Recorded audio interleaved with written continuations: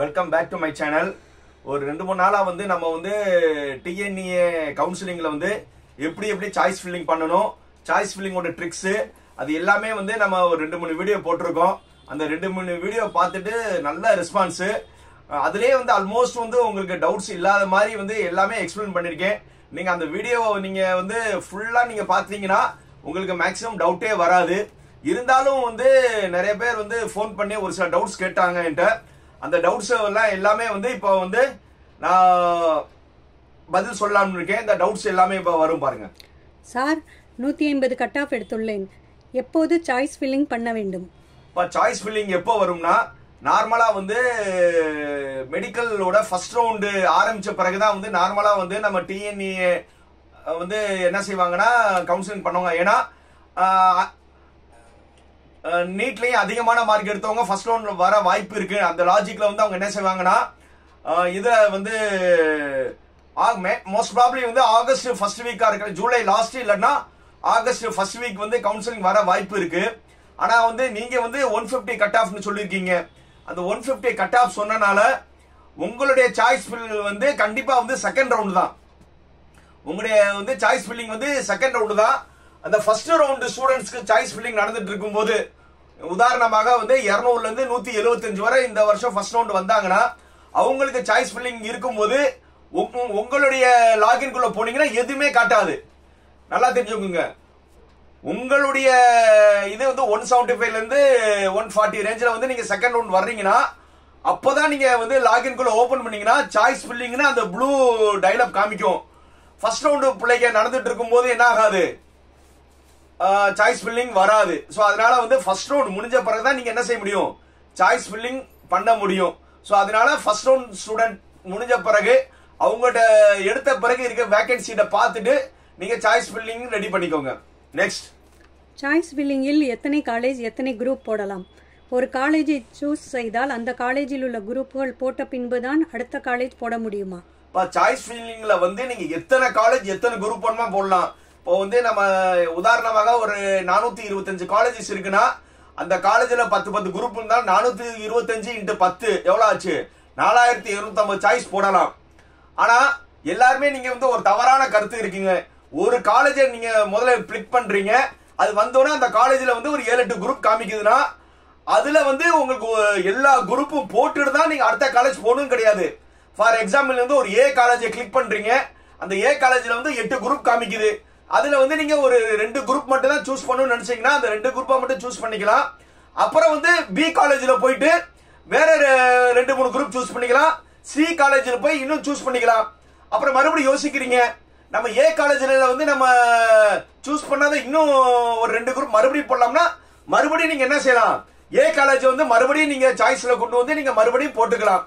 So அதனால வந்து ஒரு காலேஜ் எடுத்தா எல்லாமே போட்டுட்டு தான் போகணும்னு கட்டாயம் கிடையாது. நீங்க மாறி மாறி போட்டுக்கலாம். இந்த மாறி மாறி போட்ட பிறகு 1க்கு 4 தடவை வந்து நான் ஏற்கனவே போன வீடியோ சொல்லியிருக்கேன், மை சாய்ஸ் லிஸ்ட்னு ஒரு காலம் அதை டவுன்லோட் பண்ணீங்கன்னா உங்களுக்கு ஒரு பிடிஎஃப் வரும். அந்த பிடிஎஃப் பார்த்து நீங்க அரேஞ்ச் பண்ணது சரியா இருக்கான்னு பாத்துக்கோங்க. அதுல ஏதாவது முன்னாடி பின்னாடி மாத்தணும்னா அப்பர் ஆரோ லோயர் ஆரோ டெலிட் இருக்கும். நீங்க 20வது காலேஜை வந்து நீங்க 15வது கொண்டு போகணும்னா 20வது காலேஜ் கிட்ட வந்து ஒரு அப்பர் ஆரோ இருக்கும். அதை அமுக்குனீங்கன்னா அப்படியே 19, 18, 17, 16, 15 கிட்ட போனோம்னா விட்டுருங்க. அப்படியும் பண்ணலாம். இல்லைன்னா கம்ப்யூட்டர்ல இருந்து மவுஸ்ல அப்படியே டிராக் பண்ணி பண்ணலாம். அதே மாதிரி மேல இருக்கிற காலேஜை கீழே கொண்டு வரக்கு கீ ஆரோ யூஸ் பண்ணலாம். அப்படி இல்லைன்னா டிராக் பண்ணி பண்ணலாம். அதனால வந்து நீங்க எத்தனை காலேஜ் வரும்னா போடலாம். சாய்ஸ் ஃபில்லிங்கில் உள்ள காலேஜ் கிடைக்காமல் போக வாய்ப்பு இருக்கிறதா? கண்டிப்பா கிடைக்காம போக வாய்ப்பு இருக்கு. சாய்ஸ் ஃபில்லிங்னா வந்து என்னன்னா நீங்க வந்து நிறைய சாய்ஸஸ் போகணும். ஃபார் எக்ஸாம்பிள் வந்து ஒரு ஃபர்ஸ்ட் ரவுண்ட் நம்ம ஒரு எக்ஸாம்பிளுக்கு 175 நம்ம வந்து ஒரு எக்ஸாம்பிளுக்கு சொல்லிட்டு இருக்கோம். அதுல 177, 176ல இருக்கிறவங்க நீங்க என்ன செய்யணும்னா அதிகமான சாய்ஸ் போட வேண்டியது இருக்கும். ஏன்னா 200, 199, 98, 97 இந்த பையங்கெல்லாம் எடுத்த பிறகுதான் உங்களுக்கு 177 வரும். அப்ப அவங்களா காலேஜ் நல்ல காலேஜ் எடுத்துட்டாங்கன்னா உங்களுக்கு என்ன ஆயிடும், காலேஜ் கிடைக்க கஷ்டமா இருக்கும். அதனால கடைசியில் இருக்கிறவங்க நிறைய காலேஜ் சாய்ஸஸ் போடணும். அதே மாதிரி வந்து நான் இந்த காலேஜ்ல கம்ப்யூட்டர் சயின்ஸ் தான் படிப்பேன் ஒத்த காலில் வந்து நீங்க தனியா இருக்கக்கூடாது. முடிஞ்ச வரை வந்து ஒரு நல்ல காலேஜ்னா வந்து நிறைய பிரான்ச்சஸ் போடணும். ஸோ அதனால என்னுடைய பர்சனல் அட்வைஸ் வந்து நீங்க நிறைய காலேஜ் போடுங்க. லாஸ்ட்ல நல்லா தெரிஞ்சுங்க, கடைசியில வந்து சும்மா ஏதோ ஒரு சுமாரான காலேஜ் கூட போட்டு விட்டுருங்க. இன்கேஸ் சுமாரான காலேஜ் கிடைச்சாலும் நீங்க வந்து மூவ் அப்போர்டுன்னு சொல்லி முன்னாடி காலேஜ்லாம் கிடைக்க ஒரு ஆப்ஷன் இருக்கு.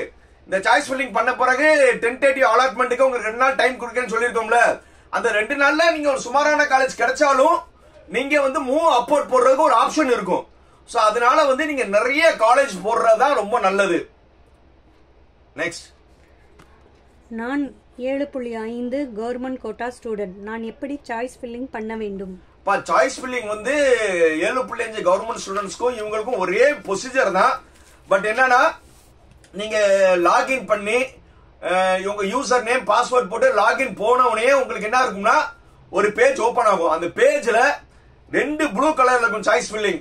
ஒரு சாய்ஸ் ஃபில்லிங் வந்து ஜெனரல் சாய்ஸ் ஃபில்லிங் போட்டிருக்கும், இன்னொரு வந்து choice filling for the 7.5 government quota student சொல்லி போட்டிருக்கும்.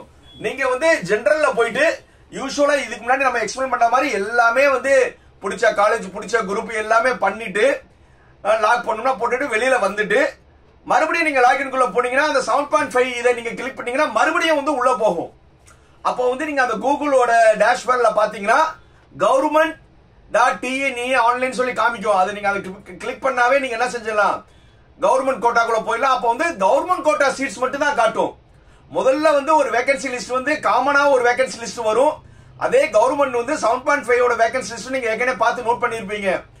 அதுலயும் போய் நீங்க என்ன செய்யலாம், இதுல வந்து உங்களுக்கு லிமிடெட் காலேஜ் தான் இருக்கும். ஏன்னா மொத்தம் 100ல வந்து 7.5 தான் உங்களுக்கு. சோ ரொம்ப லிமிட்டடா இருக்கும். அதனால வந்து இந்த இடத்துல வந்து நீங்க நிறைய காலேஜ் நிறைய குரூப் போடணும். சார் ஸ்ட்ரிக்டா வந்து நான் இந்த காலேஜ்ல இந்த குரூப் தான் மட்டும் போட்டீங்கன்னா உங்களுக்கு கிடைக்க வாய்ப்பு கம்மி. சோ 7.5 கோட்டால இருக்கிறவங்க அதிகமான காலேஜ் அதிகமான குரூப் போடணும். ஏன்னா எல்லாருமே வந்து ரெண்டுமே சாய்ஸ் பண்ணுவாங்க. எதை சூஸ் பண்ணுவீங்க சொல்லுங்கப்பா? கவர்மெண்ட் எல்லாமே ஃப்ரீயா கொடுக்கறது தானே நீங்க ப்ரிஃபர் பண்ணுவீங்க. சோ அதனால 7.5க்கு வந்து உங்களுக்கு கொஞ்சம் போட்டி அதிகமா இருக்கும். அதனால வந்து நீங்க நிறைய காலேஜ் நிறைய குரூப் போடுங்க, கண்டிப்பா ஒண்ணு கிடைக்கும். அது எடுத்த பிறகு நீங்க 2 லாகின்லயும் வந்து சாய்ஸ் லிஸ்ட் எடுத்துக்கோங்க. 2லயும் பண்ணி 2 நாள் கழிச்சு வந்து நீங்க காலேஜ வந்து வேணுமா வேணாமா அப்போர்டுலாம் அந்த ஆப்ஷன்லாம் இருக்குல்ல, அது வந்து நீங்க 2லயும் போய் பண்ணணும். ஜெனரல்லையும் போய் வந்து இந்த காலேஜ் வந்து எனக்கு அக்செப்ட்னு போடணும், இல்ல இன்னொரு காலேஜ் அக்செப்ட் 2 ஆர்டர் நீங்க கையில எடுத்துக்கலாம். 2 ஆர்டர் கையில எடுத்த பிறகு அதுல வந்து நீங்க ஏதாவது ஒரு காலேஜ்ல மட்டும் தான் நீங்க சேர முடியும். 2மே நீங்க எடுத்துட்டு நல்லா யோசிங்க. 7.5ஓட கவர்மெண்ட்ல போனா எனக்கு ஃப்ரீ, நான் இந்த காலேஜுக்கே போறேன்னு நினைச்சாலும் போங்க. பட் வந்து 7.5ல நான் நினைச்ச குரூப் நினைச்ச காலேஜ் வரல, ஆனா ஜெனரல்ல வந்து நான் நினைச்ச காலேஜ் நினைச்ச குரூப் வந்துச்சுன்னா நீங்க நினைச்ச காலேஜ் நினைச்ச குரூப் ஜெனரலையும் போய் பண்ணிக்கலாம். அப்ப நீங்க எதுல போய் ஜாயின் பண்றீங்களோ அதுதான் வந்து உங்களுக்கு கவர்மெண்ட் வந்து நீங்க ஜாயின் பண்ணாதான் எடுத்துக்குருவாங்க. நெக்ஸ்ட், நான் 198 கட் ஆஃப் எடுத்துள்ளேன். ஒரு கல்லூரியை நினைத்து வைத்துள்ளேன். அந்த கல்லூரியில் சிஎஸ்சி கிடைத்தால் மட்டும் படிக்கலாம் என நினைத்துள்ளேன். கிடைக்க என்ன செய்ய வேண்டும்? இந்த கேள்வி வந்து இந்த ஏற்கனவே நான் ஒரு பதில் சொன்னேன்ல, சாய்ஸ் ஃபில்லிங்ல வந்து காலேஜ் கிடைக்காம வாய்ப்பு. கண்டிப்பா நீங்க ஒரு காலேஜ் ஒரு சிஎஸ்சி மட்டும் போனீங்கன்னா நீங்க வந்து 200க்கு 200 கூட எடுத்துக்கோங்க, இல்ல 198 கூட எடுத்துக்கோங்க. கிடைக்காம போக வாய்ப்புகள் நிறைய நிறைய நிறைய உள்ளது. ஏன்னா 200க்கு 200 இப்ப ரேங்கிங் லிஸ்ட் வந்த பிறகு 200க்கு 200 எடுத்தவங்க பாத்தீங்கன்னா குறைஞ்சது வந்து ஒரு 200-300 பேர் இருப்பாங்க. அவங்க எல்லாம் வந்து நீங்க நினைச்ச மாதிரியே வந்து சிஎஸ்சி மட்டும் தான் நினைப்பாங்க. அப்ப வந்து அவங்களுக்கெல்லாம் அவங்களாம் எடுத்த பிறகு 200 199.5 199 198.5 அதுக்கப்புறம் தான் நீங்க 98க்கு வாரீங்க. உங்களுக்கு முன்னாடி குறைஞ்ச 3000 பேர் இருப்பாங்க. சோ நீங்க ஒரு காலேஜ் ஒரு குரூப் மட்டும் நினைச்சீங்கன்னா கண்டிப்பா வந்து உங்களுக்கு சாய்ஸ் ஃபில்லிங் முடிச்ச பிறகு 2 நாள்ல வந்து நீங்க உள்ள போய் ஆப்ஷன் பார்த்தீங்கன்னா ஒண்ணுமே இருக்காது, பிளாங்கா இருக்கும். என்னப்பா சாய்ஸ் ஃபில்லிங்காக சார் 6 ஆப்ஷன் நீங்க சொன்னீங்களே, இந்த 6 ஆப்ஷன் காட்டலையே நீ சொன்னீங்கன்னா என்னது காட்டாது. இருந்தா தானே சட்டியில இருந்தானே ஆப்பையில வரும். நீங்க வந்து ஒரு காலேஜ் ஒரு குரூப் போட்டா என்னது வராது. சோ அதனாலதான் வந்து படிச்சு சொல்றோம். நீங்க வந்து கம்ப்யூட்டர் சயின்ஸ் நீங்க மைண்ட்ல வச்சீங்கன்னா கம்ப்யூட்டர் சயின்ஸ் மட்டும் குரூப் கிடையாதுலப்பா. கம்ப்யூட்டர் சயின்ஸ்னா அதோட அலைட் பிரான்ச்சஸ்ல என்னென்ன இருக்கு, computer science computer science engineering, அடுத்தது AIDS AML computer science engineering பிராக்கெட்ல சைபர் செக்யூரிட்டி, அடுத்தது ஐஓடி. இது எல்லாமே கம்ப்யூட்டர் ஓரியன்டட் தான். ஏன்னா கம்ப்யூட்டர் சயின்ஸுக்கும் மற்ற நீங்க எல்லா 7 டிபார்ட்மெண்ட்லயும் நீங்க அந்த 7 ஏஐடிஎஸ், ஏஐஎம்எல், சைபர் செக்யூரிட்டி, ஐஓடிஸ் இந்த மாதிரி நிறைய இருக்கிற அந்த சிலபஸ்லாம் நீங்க எடுத்துட்டு போய் பாத்தீங்கன்னா 85% வந்து ஒரே சிலபஸ் தான். ஒரு சப்ஜெக்ட் இல்லைன்னா 2 சப்ஜெக்ட் ஒன்னா மாறி இருக்கும். அந்த மாறினது கூட வந்து நீங்க எலெக்டிவ்ல வந்து ஈக்குவல் பண்ணிக்கலாம். ஸோ அதனால இந்த தவறு அதிகமா யார் பண்றாங்கன்னா, அந்த அதிகமான மார்க் எடுத்தவங்களுக்கு வந்து ஒரு மமதை, தம்பி தப்பா நினைச்சுக்கிறாதீங்க, மமதை வந்துருது. நம்ம தான் வந்து 198 எடுத்திருக்கோமே, நம்மளுக்கு என்ன காலேஜ் கிடைக்காதான்னு சொல்லி ஒரு 2-3 காலேஜ் மட்டும் தான் போடுவீங்க. ஆனா நான் ஒரு காலேஜில் அட்மிஷன் கோஆர்டினேட்டர் இருந்தனால இந்த மாதிரி எத்தனை பிள்ளைங்க தெரியுமா, ஒரு காலேஜ் போட்டு 2வது ரவுண்ட்லயும் வீம்புக்கு வந்து 3-4 காலேஜ் மட்டும் போடுறது. அது இல்லாம கடைசியில 3வது ரவுண்டு 140 120 பிள்ளைகளா எடுப்பாங்களே, அந்த காலேஜ் எடுக்கிற லெவலுக்கு நிறைய போறாங்க. சோ அதனால சாய்ஸ் ஃபில்லிங்ல நிறைய காலேஜ் போடுங்க. ஏன்னா வந்து நீங்க அந்த காலேஜ் அக்செப்ட் பண்ண கட்டாயம் கிடையாதுல. ஃபர்ஸ்ட் ஆப்ஷன் சூஸ் பண்ணாதானே அக்செப்ட் பண்ணி ஜாயின் பண்ண போறீங்க. அடுத்த ஆப்ஷன் என்ன இருக்கு, I accept and move for அப்போர்ட்னு என்னது, இதுக்கு முன்னாடி இருக்கிற காலேஜ்ல கிடைக்க வாய்ப்பு இருக்குல்ல, நீங்க நினைச்ச காலேஜ் கூட வர வாய்ப்பு இருக்கு. சோ அதனால சாய்ஸஸ் நிறைய போடுங்க. நீங்க டென்டேட்டிவ் அலாட்மெண்ட் கன்ஃபார்ம் பண்ணும்போது உங்களுக்கு ஷோ பண்ணணும். அந்த 6 ஆப்ஷன்ல எது இருந்தாலும் ஓகே தானே. இல்ல எனக்கு இந்த ரவுண்ட் வேணா அடுத்த ரவுண்டு போறேன் அப்படியும் நீங்க பண்ணலாம்ல. இல்ல முன்னாடி இருக்கிறது கொடுங்க, இல்ல அடுத்த ரவுண்டுக்கு போறேன் இப்படியும் பண்ணலாம்ல. சோ அதனால காலேஜை வந்து எவ்வளவுக்கு எவ்வளவு நீங்க அதிகமா போடுறீங்களோ அவ்வளவுக்கு எவ்வளவு நல்லது. ஆல்மோஸ்ட் வந்து நான் 2-3 நாளாவே வந்து சாய்ஸ் ஃபில்லிங் பத்தி நம்ம நிறைய பேசியாச்சு, நிறைய டவுட்ஸை கிளியர் பண்ணியாச்சு. இதே வந்து மோர் தென் எனாஃப். இதுக்கு மேல சந்தேகங்கள் இருந்துச்சுன்னா எப்பவுமே என்னை போன்ல கால் பண்ணுங்க. அது போக வந்து உங்களுக்கு ஃபர்ஸ்ட் ரவுண்டே வந்து எனக்கு தெரிஞ்சு வந்து ஆகஸ்ட் ஃபர்ஸ்ட் வீக் இல்ல ஜூலை லாஸ்ட் இல்லைன்னா ஆகஸ்ட் ஃபர்ஸ்ட் வீக் தான் வரும். அதுவரை நீங்க ரொம்ப யோசிக்க தேவையில்லை. ஃபர்ஸ்ட் ரவுண்ட் ஸ்டூடெண்ட் மட்டும் நீங்க இப்போதைக்கு என்ன செய்யணும்னா, நான் ஏற்கனவே ஒரு வீடியோல வந்து எப்படி சாய்ஸ் ஃபில்லிங் வந்து ப்ரிப்பேர் ஹோம்ஒர்க் பண்ணணும்னு சொல்லி ஒரு A4 ஷீட்ல நீங்க பண்ணுங்கன்னு சொல்லியிருக்கேன். அந்த மாதிரி வந்து முதல்ல வந்து ஃபர்ஸ்ட் ரவுண்ட் ஸ்டூடெண்ட் மட்டும் முதல்ல அதை ப்ரிப்பேர் ஆகுங்க. ஏன்னா என்னென்ன காலேஜ் என்னென்ன குரூப்னா நீங்க தான் வந்து வைடா வர போறீங்க. ஸோ செகண்ட் ரவுண்ட் வர்றவங்களுக்கு முதல் ரவுண்ட் எடுத்த பிறகு உங்களுக்கு காலேஜஸ் என்னென்ன குரூப் இருக்கும் தெரிஞ்சிடும். ஸோ அவங்க கூட வந்து மெல்ல பண்ணிக்கலாம். ஸோ அதனால ஃபர்ஸ்ட் ரவுண்ட்ல இருக்கிறவங்க இப்பவே ரெடி பண்ணிக்கோங்க. செகண்ட் தேர்ட் ரவுண்ட் இருக்கவங்க இப்போதைக்கு கூட ரெடி பண்ணிக்கோங்க.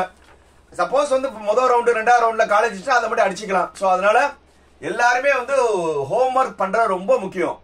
புரியுதா? மீண்டும் அடுத்த வீடியோல சந்திக்கும் வரை பாய் பாய்.